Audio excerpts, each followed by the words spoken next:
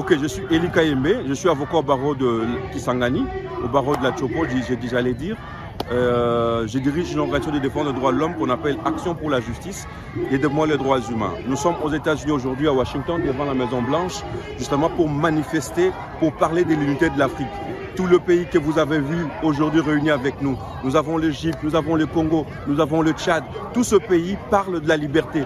Nous avons besoin de la liberté. Nous avons des dirigeants au niveau de l'Afrique qui ont été imposés par certains pays, par certains salons occidentaux, justement pour essayer de faire le relais des intérêts occidentaux. Et nous avons besoin de la liberté, nous avons besoin de respect des droits humains, nous avons besoin du développement. Et ce développement, nous n'allons pas le trouver aux États-Unis, nous n'allons pas le trouver au niveau de l'Union européenne. Nous devons le refaire à notre niveau. Et pour cela, nous avons besoin de la liberté. Et cette liberté n'a pas de prix.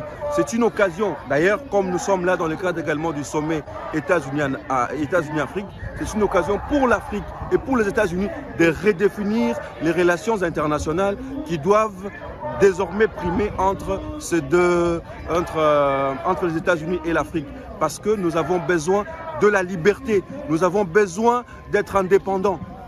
On est parti des années 1990 pour parler des indépendances, mais en réalité, les pays ne sont pas toujours indépendants. Les États africains ne sont pas indépendants, ils reçoivent toujours le dictat des États-Unis et ce n'est pas normal. Et pour parler de la République démocratique du Congo, vous savez tout ce qui se passe à l'est de la République démocratique du Congo. Et là aussi, nous sommes venus pour manifester contre tout ce qui se passe en République démocratique du Congo.